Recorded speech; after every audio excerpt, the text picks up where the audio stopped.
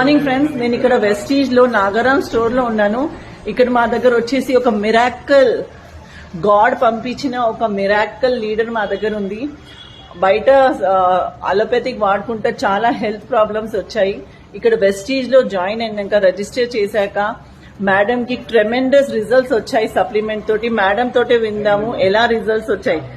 Sirisha madam, మీరు చెప్తారా మీకు ఎలా రిజల్ట్స్ వచ్చాయి?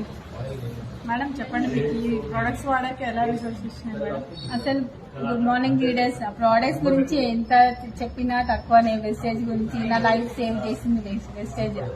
ఆఫ్టర్ వెస్టేజ్ ముందు నాకు ఒక ప్రాబ్లం ఉండే, లేడీస్ పర్సనల్ ప్రాబ్లము.